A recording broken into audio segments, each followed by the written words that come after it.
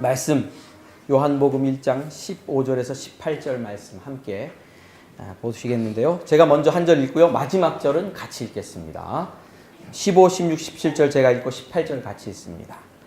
요한이 그에 대하여 증언하여 외쳐 이르되 내가 전에 말하기를 내 뒤에 오시는 이가 나보다 앞선 것은 나보다 먼저 계심이라 한 것이 이 사람을 가리킴이라 하니라.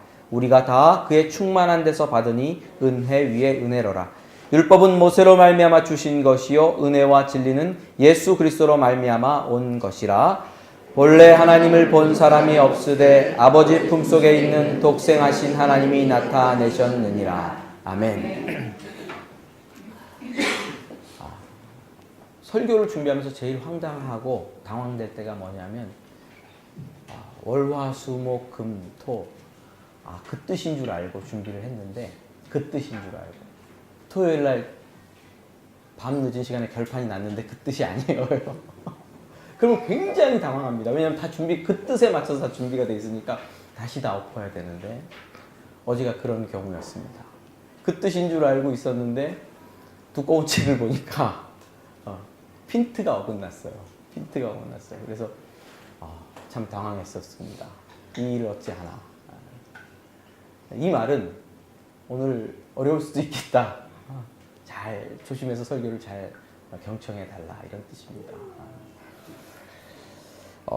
본래 하나님을 본 사람이 없죠. 여러분 하나님 보셨습니까? 하나님 본 분이 없어요. 원래 한 사람 하나님을 보지 못했다라는 게 유대인들의 전통이고 보면 또 죽는다. 이사야 선지자가 하나님의 영광을 보았을 때, 그렇죠? 그룹들과 거룩하다 하는 찬송 소리와 함께 하나님 앞에 섰을 때에 화로다 나여 죽게 되었도다 이런 고백을 하지 않습니까? 본 사람도 없고요, 볼 수도 없죠. 모세도 못 봤고요, 제대로. 엘리야도 제대로 못 봤습니다. 그러나 본 사람은 없지만 사람들 안에는 하나님에 대한 추구가 있어요. 하나님을 만나고 싶어해요. 또 알고 싶어 하고요. 안 믿는 사람들도요, 그 깊은 내면 속에서는 어떤 신에 대한 영적 추구가 있습니다. 그래서 종교라는 것이 기독교 말고도 많이 있고요. 또 나는 종교가 없어, 하나님을 믿지 않아 하는 분들도 잘 보면 뭐를 믿어요? 무언가를 믿어요. 어떤 종교심 같은 것이 있죠.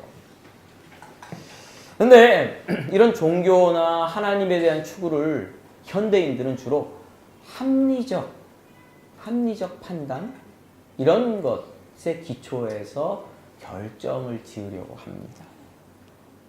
소비할 때는 예외인 것 같아요. 물건 살 때는 아닌 것 같아요. 여러분 쓸모없는 옷이 집에 많으시죠? 옷장을 열어보면 왜 이렇게 입을 게 없어? 아닌데 그거 다 언제 산 거예요? 그렇죠? 한 물건을 살 때는 이상하게 마비되는 것 같아요. 마비돼서 막 사고 막 써버리고 그러죠. 그런데 유독 교회, 종교, 기독교 이런 얘기할 때는 막 이성을 막 동원해가지고 생각을 많이 해요. 합리적인 판단의 기초에서 하나님의 문제라든지 또 종교의 문제라든지 가려보고 그래서 내가 믿을까 말까 결정하려고 합니다. 예수님 무리를 걸으셨어요. 우리의 과학적 사고, 어떤 과학 검증해서 객관적으로 검증해서 판단하는 할 수 있는 걸 넘어가는 거니까 이건 믿어지지가 않죠. 그거의 합리적인 사고에 의해서는. 그래서 아빙돈 주석 이런 데는요, 예수님이 암초를 낮에 봐놓으셨어요. 낮에 외워놓으셨다가 그걸로 이렇게 걸어가는 거예요. 근데 제자들이 이제 그 설명을 해야 되겠는데, 무리를 걸으신 걸 설명을 해야 되겠는데 못 하겠으니까 이제 그렇게 오병이어는 어떻게 된 겁니까? 어린이가 이렇게 갖다 바치니까 감동돼가지고 도시락을 숨겨놨던 분들이 다 꺼내서 같이 먹었다. 그렇게 설명을 하려고 하죠. 합리적인 판단의 근거에서. 그러면 이미 그건 하나님도 아니고 종교도 아니고 신비도 아니고 아무것도 아닌 것이 되죠. 국과수에서 뭐 죽은 살인당한 시체를 검사하듯이 이리저리 돌려보고 하나님에 대해서 객관적으로 왜 어떻게 좀 누구냐 하고 하나님을 꽁꽁 묶어놓고 여기다 데려다 놓고 전후 좌우 360도 입체적으로 MRI 찍어가지고 하나님을 확인하려고 하는 시도를 사람들이 하죠. 근데 문제는 뭐냐면 하나님 본 사람이 없습니다. 본래 하나님을 본 사람이 없어요. 본 사람이 없는데 왈가왈가 해봐야 소용이 없어요. 이런 합리적인 시도는 실패하게 돼 있어요. 왜? 뭐가 있어야, 건더기가 있어야지 실험이라도 해보죠. 근데 하나님을 본 사람이 없기 때문에 이런 시도들은 다 뭐로 돌아갑니까? 실패로 돌아갈 수밖에 없어요. 보지 못했으니까. 보지도 못했고 듣지도 못했고 하지 못했기 때문에 누구도 자기 이성을 가지고 하나님을 판단하려고 하는 시도는 실패할 수밖에 없습니다. 임마누엘 칸트라는 사람의 책을 제가 아주 어렵게 읽었습니다. 진짜 대학 다닐 때 너무 힘들었어요. 이렇게 두꺼운데요. 읽다가 죽는 줄 알았어요. 읽은데 또 읽고 읽는데 또 읽고 배우고 읽어도 그거 잘 안 읽어지죠. 뭐 순수 이성 비판이라는 책입니다. 제가 제대로 이해했는지도 모르겠습니다. 그런데 이런 얘기를 합니다. 우리가 이성으로 하나님을 찾으려고 하는 시도는 이거는 불가능하다. 하나님에 대해서 얘기할 수가 없다. 왜? 하나님은 어떤 존재니까? 신비한 존재니까. 신비한 거는 신비의 영역이에요.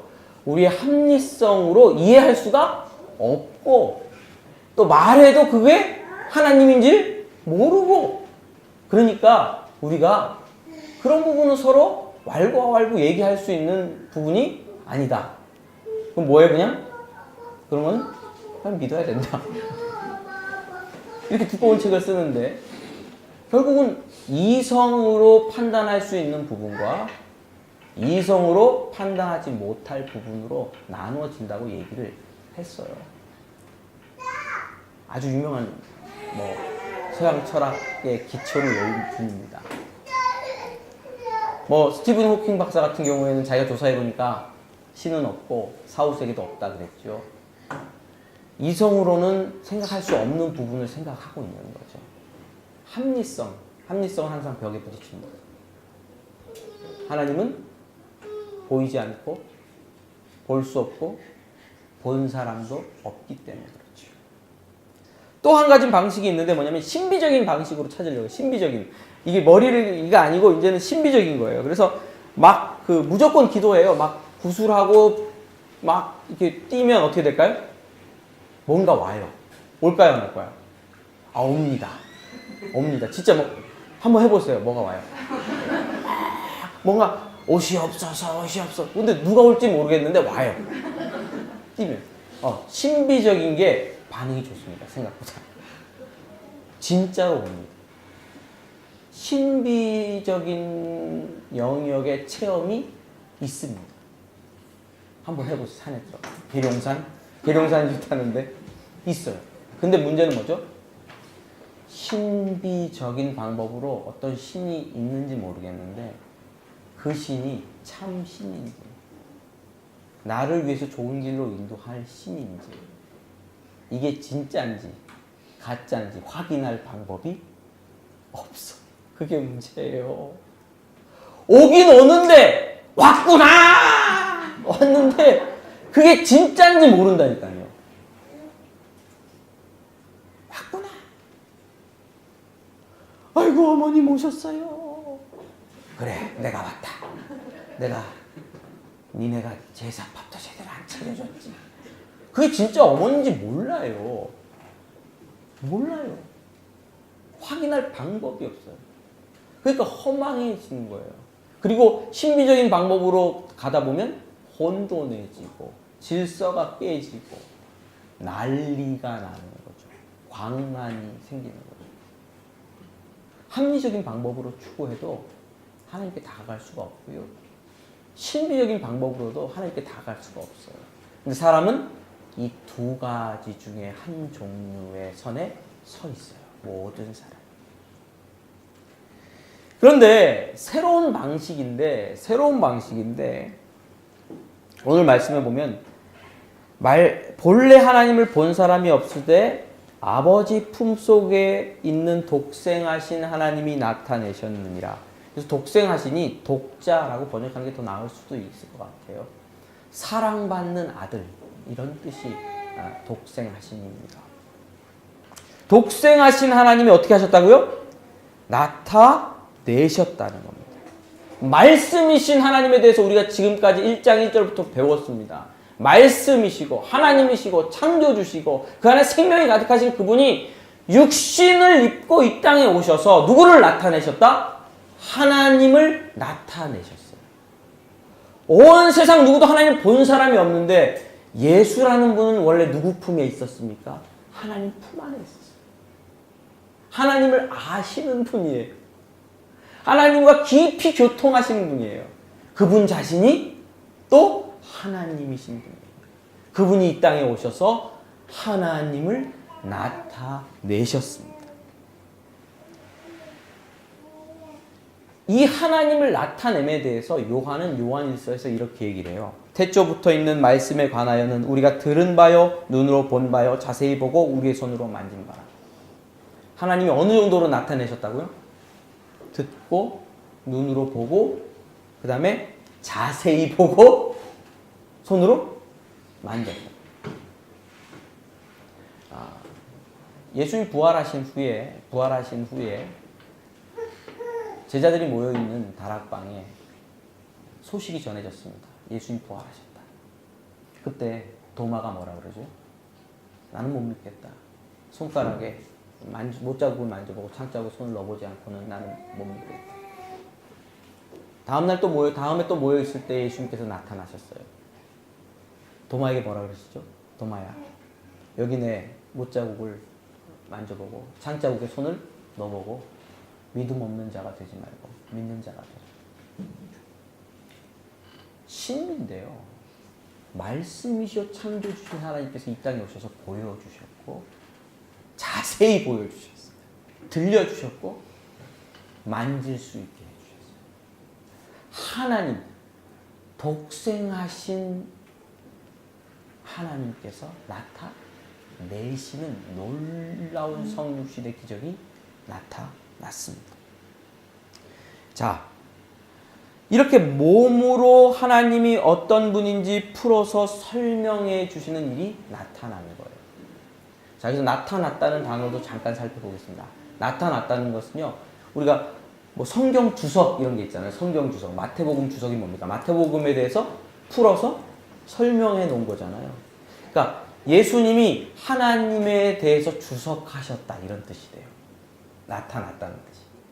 하나님을 전혀 모르는데 예수님이 다 설명해 주시고 다 이야기해 주셨다, 이런 뜻이 됩니다. 말씀이신 그분이 오셔서 뭐 했다고요? 하나님에 대해서 온 몸과 말과 행실로 설명해 주셨어요. 하나님에 대해서. 그런 역사가 일어났어요. 자, 새로운 방식입니다. 합리적인 방식도 아니고요. 신비적인 방식이 아니고요.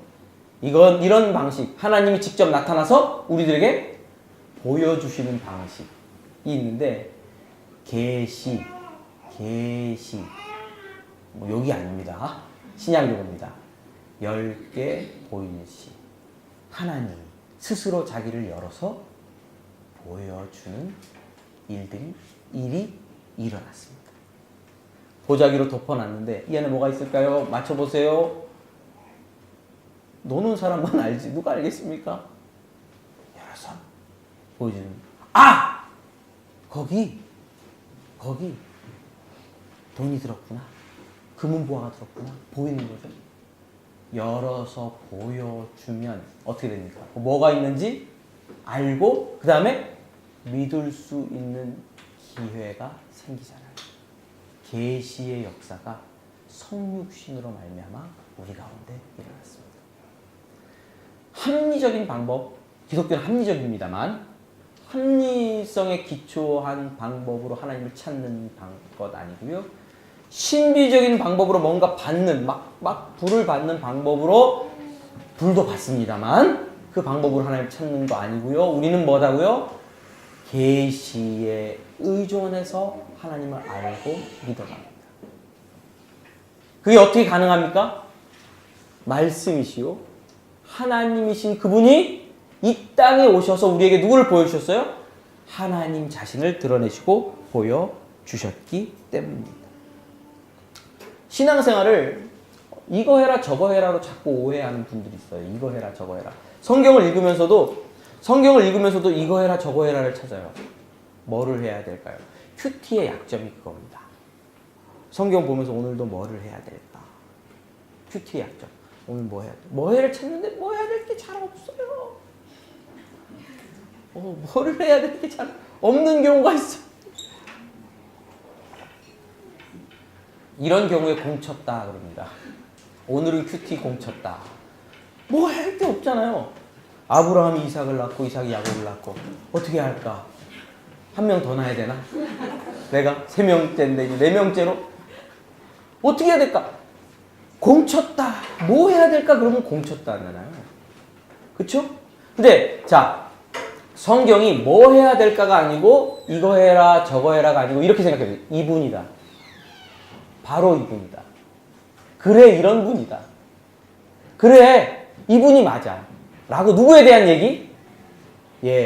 예수 그리스도와 하나님에 대한 얘기로 읽어보세요. 그러면 이걸 믿으면 되는구나. 저거 믿으면 되는구나. 이렇게 하면 돼. 이렇게 생각하면 되는구나. 이렇게 받아들이면 되는구나. 무궁무진하게 큐티가 연결됩니다. 성경은 뭐라고요? 이 땅에 오신, 쉽게 말하면 이 땅에 오신 예수 그리스도가 계시고 계시 사건인데 그것을 기록해 놓은 특별 계시예요. 그래서 우리는 뭐를 믿음으로 구원과 영생을 얻습니까? 성경을 읽으면서 하나님이 이런 분이구나 알고 그리고 믿고 영생을 얻게 됩니다. 너무나 이거 해라 저거 해라라 길들여져가지고 목사님만 만나면 이렇게 오늘 또 뭘 시킬까 쫄고 떠는 분들 계시는데 저는 뭐 그러진 않습니다. 뭘 믿나 이렇게 더 째려보면서 잘 믿나 보는 성격이라. 자, 계시에 의한 우리가 믿는 신앙은 계시에 의한 하나님이 어떤 분인지 보고 만져보고 자세히 보고 믿는 그런 신앙이 됩니다. 모세는 산에서 하나님의 말씀 받았죠. 자, 오늘 본문 말씀 다시 한번 좀 같이 읽어봐도 좋을 것 같습니다. 자, 17절 말씀 우리 여기 없어졌는데 성경 찾아서 한번 같이 읽어보겠습니다.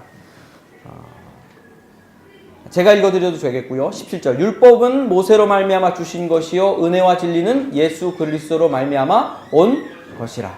다시 한번 읽어볼까요? 시작. 율법은 모세로 말미암아 주어진 것이요 은혜와 진리는 예수 그리스도로 말미암아 온 것이라. 네. 율법은 어디서 온 겁니까? 율법은 누가 줬어요? 모세로 말미암아 어떻게 된 거예요? 주어진 것. 그건 어떻게? 그것도 누가 줬어요? 하나님이 은혜로 주신 것. 그것도 은혜입니다. 율법도 은혜입니다. 이 부분에서 제가 어저께 놓치고 있었어서 원래 이 설교를 하려고 했었는데 다른 쪽으로 나왔습니다. 율법에 대한 생각을 율법과 은혜에 대한 생각을 잘못하고 있어서요. 모세도 하나님께 율법을 받았고 그 율법을 전해줬어요. 이스라엘 백성들은 수동적으로 그 율법을 받았어요. 하나님 주셨죠. 계시예요. 근데 모세의 율법은 어떤 계시입니까? 그것 자체로 구원받는 계시가 아니고 그 계시는 예언을 해요. 누가 올 거다? 예수가 올 거다. 그 계시는 예언을 해요. 구원자가 와서 너희를 구원해야 된다. 모세 율법의 계시는 일상생활의 법칙과 또 일상생활의 아주 일상적인 부분들을 삶을 다루고 이렇게 해라 저렇게 해라고 얘기하고 있지만 그것을 잘 버무려서 이렇게 싹 펴서 보면 거기 누가 보이죠? 그리스도께서 오셔야 된다. 하는 이야기가 담겨 있습니다.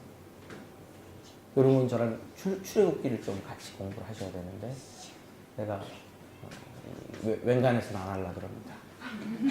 눈빛이 봐서 반짝반짝 빛나고 정말 원할 때 같이 우리 성경 공부할 수 있는 시간이 있으면 좋겠는데, 그러니까 이것을 지켜서 구원받는 방식으로 이해한 건 유대인인데 잘못 이해했어요. 그게 아니고 이 율법은 누구를 예표하는 거예요? 예수 그리스도 오실 메시아에 대한 글이에요. 그래서 율법을 읽으면 그 은혜를 받고 누가 오셔서 우리를 구원해야 되는구나. 우리를 건져 주셔야 되는구나. 우리는 죄인이구나 하는 사실을 발견하고 그분을 바라보게 돼 있어요. 율법을 제대로 읽고 사용하면. 은혜입니다. 은혜입니다. 이런 은혜 가운데 있죠. 요한복음은 이렇게 표현하고 있어요. 너희가 성경에서 영생을 얻는 줄 생각하고 성경을 연구하거니와 이 성경이 곧 내게 대하여 증언하는 것이니라. 그래서 성경은 뭡니까? 모세와 율법인데 이 성경은 누구에 대한 증언이다? 예수님에 대한 증언이라고 예수님이 스스로 직접 이야기하셨죠. 자, 그런데 모세의 율법에 예언된 참된 계시가 왔어요. 모세의 율법은 그것만으로는 완성되는 게 아니에요. 완전히 딱 아구가 맞질 않아요. 아구가 맞질 않아요. 그 율법은. 자, 한번 물어볼게요. 모세 율법에서 제사제도가 있지 않습니까? 제사제도. 자, 내가 죄를 지면 누가 징벌을 받아야 되죠? 내가 징벌을 받아야 되죠. 그렇죠? 근데 모세 율법에는 뭐를 하라 그럽니까? 양을 잡아요. 양을 갖고 와서 뭐예요? 안수를 해요.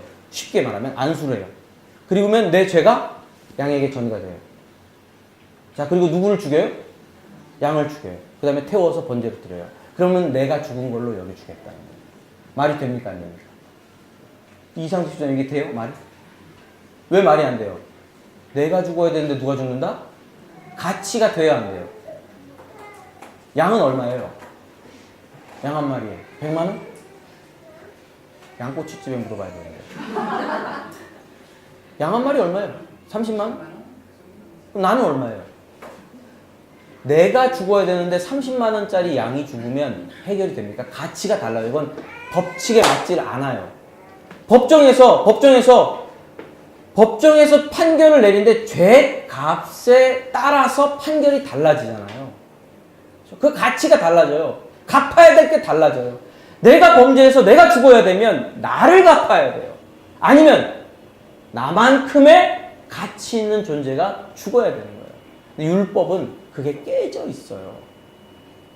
양을 주고 소를 주고 내 생명을 구원해 준다는 건 맞지 않아요. 이 율법 자체가 말하는 게 뭐예요? 누가 와서 죽어. 양이 죽듯이. 된 게 아니에요. 양이 죽듯이, 소가 죽듯이, 동물이 죽듯이 누가 와서 너를 대신해서 죽어야 구원과 죄사함의 역사가 일어날 거야 라는 메시지가 담겨 있는 거예요. 양을 잡으면서 주님, 누군가가 와서 나를 대신해서 죽어야 됩니다 라고 고백해야 되는 거예요. 그 율법 안에 담긴 숨은 뜻이에요. 율법을 잘 보면 그렇습니다. 율법은 예수 그리스도께서 오셔야 합니다. 예수님 오셔서 우리를 구원해야 됩니다 라고 부르짖는 기도요, 예언이요, 외침이에요. 그런데 그 율법을 따라서 끝에 누가 오셨어요? 하나님의 아들이 직접 오셨어요. 우주보다 큰 가치를 지니신 그분이 오셔서 이 땅에 오셔서 자기 자신을 드러내시고 보여주시는 계시 사건이 일어났어요. 그게 성육신입니다. 자, 성육신. 여러분, 놀라운 기적의 역사가 일어나는 거죠. 믿지 않는 분들이 있습니다. 믿지 않는 분들이 종종 목사님 보여줘야 믿죠. 보여야 믿죠. 아주 그렇게 아주 평소에는 안 봐도 잘 믿으면서 쇼 호스트가 이거 좋습니다 그러면 안 보고도 막 사면서 내가 믿으라 그럴 때만 꼭 따져요. 그런 분들이 있어요. 여러분, 따지는 거 좋은 거지만 믿지 않는 분들 중에 보이면 믿겠다. 목사님 보여주면 믿겠다. 자, 그런데요. 기독교는 하나님이 사실은 보였어요. 인간의 몸을 입고 이 땅에 와서 33년 정도 살았어요. 그렇죠? 하나님 와서 보였어요. 걸어 다녔어요. 자, 그리고 십자가에서 죽고 3일 만에 부활했고 승천했어요. 자, 다시 온다고 약속했고 요 내용이 쉽게는 마태, 마가, 누가, 요한. 처음에는 복음서가 아니에요. 마태, 마가, 누가, 요한이라는 사람이 쓴 글에 적혀 있어요. 증인이 보고, 듣고, 만지고, 기록을 했어요. 자, 이런 예수 그리스도에 대한 기록이, 자, 전 예수님의 이 기록을 일단 성경으로 보지 말고요. 성경, 뭐 거룩한 책 이런 걸로 보지 말고 역사책으로 그냥 보세요. 단순한 역사책은 아니지만.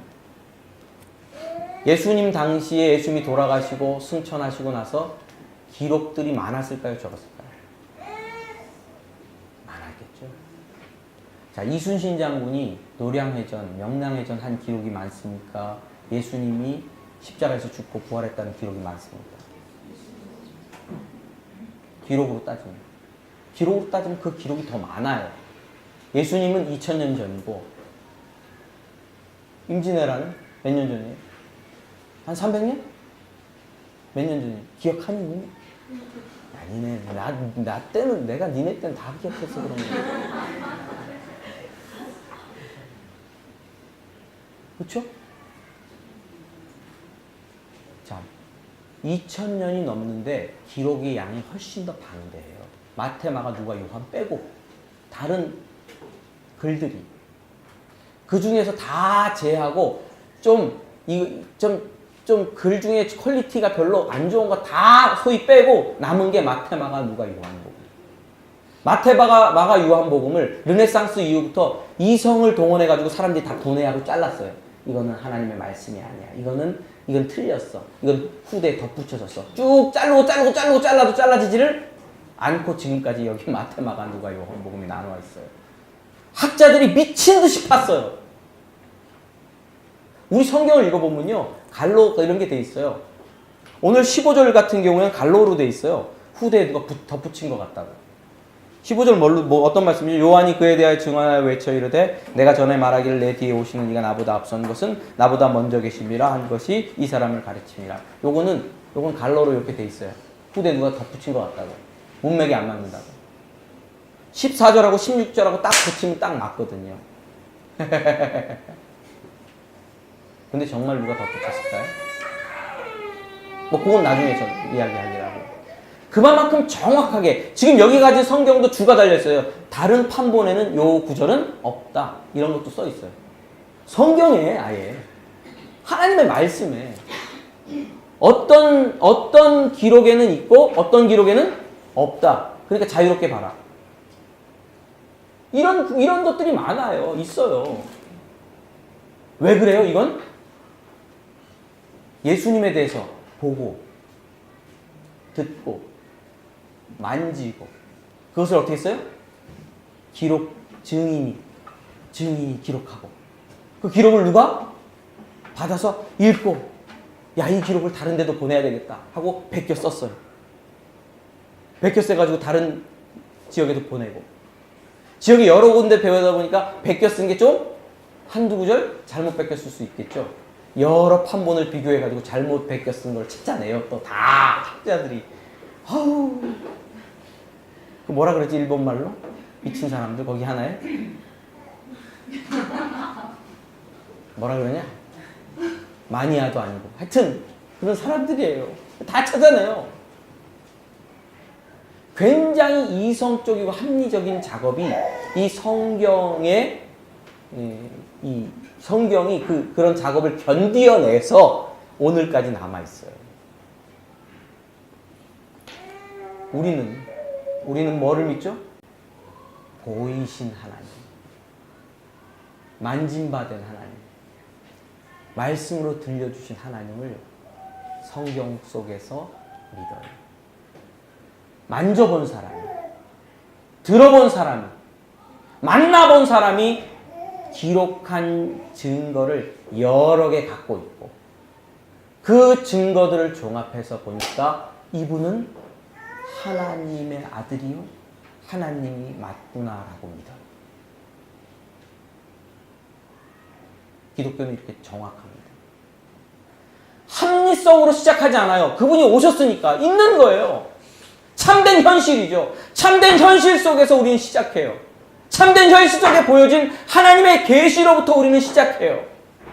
그래서 그 계시를 보고 듣고 만짐받은 사람들이 전해준 그 증거를 우리는 가지고 있고 이것을 보면서 하나님이 어떤 분인지 확신해요. 기도하면서 하나님 어떤 분입니까? 알려주옵소서 이럴 필요가 없어요. 혼자 앉아가지고 글 쓰면서 하나님이 어떤 분인가 상상하고 논리적으로 전개할 필요가 없어요. 여기 이미 기록되어 있습니다. 그래서 확신합니다. 하다 못해요. 제가 설교를 잘못하면요. 꼬마아이가 듣다가 목사님, 오늘 본문의 얘기와 목사님이 전하는 메시지는 다른데요? 그럼 내가 할 말이 없어요. 그게 기독교예요. 그만큼 열려있고 그만큼 정확합니다. 구원이라는 게 뭡니까? 영생이라는 것이 무엇입니까? 어디로부터 우리는 시작하죠? 서로 읽고 대화하면서 이게 맞습니까? 이 뜻이 맞습니까? 저 뜻이 맞습니까? 사전 한번 찾아볼까요? 헬라어로 찾아볼까요? 히브리어로 찾아볼까요? 주석도 볼까요? 서로 얘기할 수 있는 커뮤니케이션이 가능한 증인들의 글들을 읽고 그분을 하나님의 아들로 하나님을 믿으면서 영생과 구원이 시작된 겁니다. 할렐루야. 은혜 위에 은혜로라. 은혜 위에 은혜로라. 모세에게도 하나님이 모세를 통해서도 은혜를 주셨어요. 그런데 그걸로는 제대로 알 수가 없고 보이지가 않는 거예요. 하나님을 모세도 못 봤으니까. 근데 참된 은혜가, 더 큰 은혜가, 모세의 은혜가 가르치고 있는 그 실체 은혜가 이 땅에 왔어요. 그분이 하나님의 아들 예수 그리스도로 하나님을 보여주셨습니다. 자, 앞으로 기대하시라 개봉박두 1절부터 18절까지 요한복음의 서론이 끝났습니다. 이제 예수 그리스도께서 행하신 일들을 보면서 예수님이 정말 하나님이야?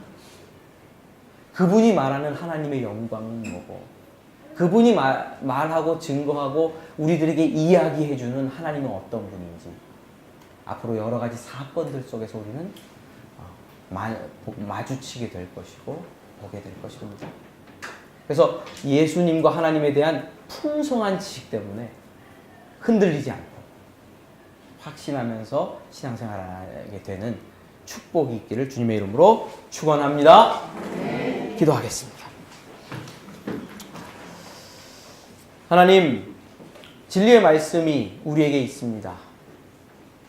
증인들이 전해준 것인데 이 말씀으로 말미암아 우리가 하나님의 아들, 예수께서 하나님의 아들이시여 우리를 구원한 구원자이신 것을 우리가 믿게 되었습니다. 주님, 성경 말씀을 읽고 묵상할 때마다 또 이런 설교를 들을 때마다 더 깊이 하나님을 알게 하시고 알므로 말미암아 하나님을 예배하게 되고 삶에서 하나님을 더욱 높여드리는 삶을 살게 되는 축복의 역사가 있게 해 주시옵소서. 감사드리며 예수님의 이름으로 기도드립니다. 아멘.